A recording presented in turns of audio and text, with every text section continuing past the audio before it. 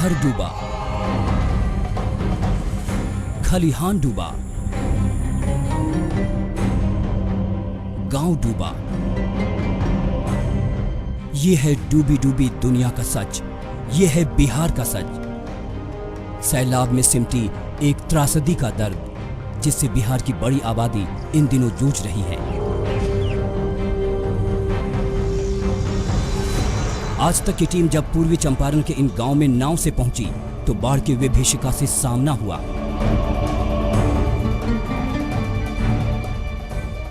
बिहार में बाढ़ एक मौसम की तरह आता है। लोगों को मालूम है जब बारिश ज्यादा शुरू हो जाएगी तो नदियां उफनते हुए उनके घरों को लीलने की कोशिश में आगे बढ़ते रहेंगी। कुछ दिनों के लिए बारिश रुकती है, थोड़ा सा पानी नीचे चला जाता है, लेकिन इसी तरीके से आप अगर ये गांव भी देख लें, घरों तक कई इससे पहले जो हमने घर देखे, जैसे ये देखिए, ये झोपड़ी आपको जलमग्न इस समय आधी नजर आ रही है। जितना सामान हो सकता है उसे समेटकर थोड़ा सा बाहर जाते हैं इस उम्मीद में कि थोड़ी बारिश कम हो, थोड़ा सा पानी कम छोड़ा जाए नदियों में और उसके बाद रहने लायक स्थिति हो जाए। लेकिन हर बार की वही कहानी, इस बार की तस्वीरें ये।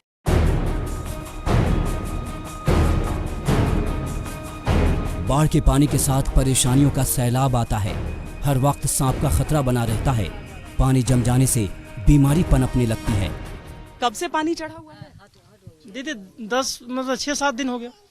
हर साल यही रहता है स्थिति? जी जी, हर साल यही होता है। क्या करते हैं आप लोग, कैसे रहते हैं? बस ऐसे ही जैसे गुजर काटना होता है। हम लोग को 10-11 दिन तो ऐसे ही कटना पड़ता है। और नॉर्मली देखिए तो हम लोग मतलब जुलाई, अगस्त और सितंबर 3 महीना तो ऐसे ही कटता है हम लोग का। कोई सरकार के यहाँ से कोई कुछ हम लोग को मिलती नहीं है। सोचिए, इस बाढ़ के बीच कोरोना का भी खतरा है। कोई बीमार भी हो जाए तो उसे अस्पताल तक ले जाने के लिए नाव का सहारा लेना पड़ता है। स्थानीय लोगों का कहना है कि अगर रिंग बांध बन जाए, पुल सड़कें मिल जाएं, पीने का साफ पानी हो तो दिक्कतें काफी कम हो सकती हैं। तो कैसे जाएगा कोई यहाँ से, क्या साधन है आपको? मैडम फिलहाल में दूध डिलीवरी हुआ है हमारे गांव में। आधी रात को हम लोग छोटी नाव से ले जाकर मतलब उसका डिलीवरी करवाए हैं। डिलीवरी के लिए नाव से ले जाना पड़ रहा है? ले जाना है। बोट का कितना दूर अस्पताल? मतलब संग्रामपुर हॉस्पिटल है तो ढालापुर से 4-5 किलोमीटर है। 4-5 किलोमीटर जाना पड़ता है। और उस मतलब लेडीज दर्द की हालत में उसको हम लोग कराते हुए निकालना पड़ा। जो भी बाढ़ आता है न यहाँ ब्लॉक से हम लोग को कोई मदद मिलता है, न मुखिया द्वारा कोई मिलता है, कहीं से हम लोग कोई साधन नहीं मिलता है। छोटी सी उम्मीद है, छोटी सी ख्वाहिश है कि जिंदगी कम से कम सामान्य तो चल पाए। ये मांगना कुछ ज्यादा तो नहीं है। बाढ़ग्रस्त इलाकों में हालात अगर हर साल यही रहेंगे तो फिर सरकारें आखिर हैं ही क्यों?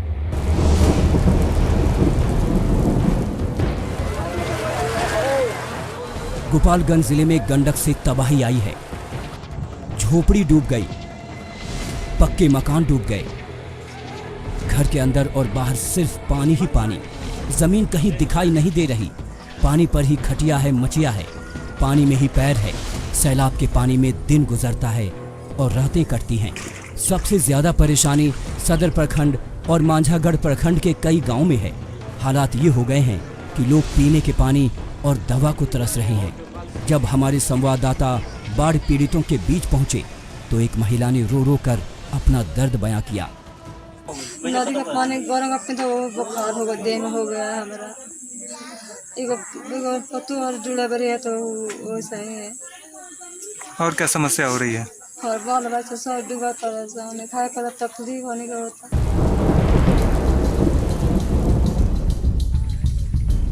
बाढ़ की यह त्रासदी किसी एक जिले और गांव तक नहीं सिमटी है। बाढ़ आई तो खगड़िया के किसानों की मेहनत पानी में बह गई। खून पसीने की कमाई आंखों के सामने डूबने लगी। धान और मूंग की फसल जलमग्न हो गई। कोसी ने सब कुछ चौपट कर दिया।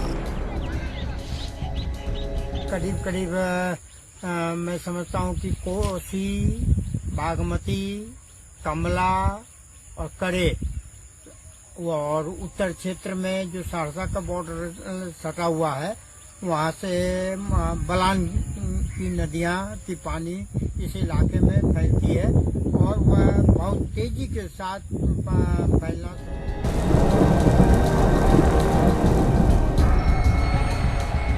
सुपौल में कोसी नदी के साथ साथ नेपाल से बहकर आने वाला तिलयुगा नदी भी बाहें फड़का रही है। तिलयुगा नदी ने निर्मली प्रखंड मुख्यालय में जरौली गांव को अलग कर दिया। सड़क पानी में बह गई। सैलाब से बिहार के 8 जिलों में फिलहाल तबाही मची है।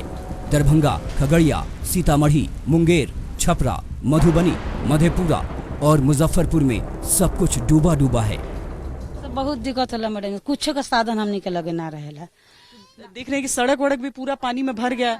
बहुत दिक्कत चूल चौकी बर बिछवना के कोनो साधन नहीं के। कितने महीने से नल जल व्यवस्था वैसे ही ठप है, सिर्फ नाम के लिए नल जल है, लेकिन शुद्ध पानी हम लोग को पीने को नहीं मिलता है।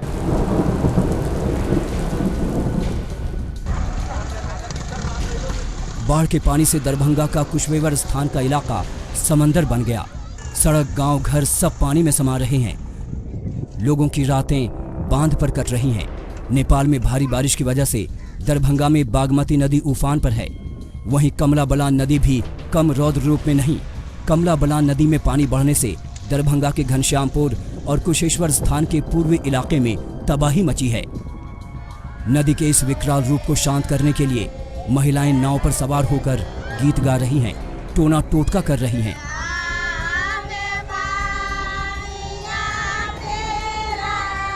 पहले कौन चीज के एते लॉकडाउन छे, सरकार के इधर कनी के कुछ के साधन नहीं छे।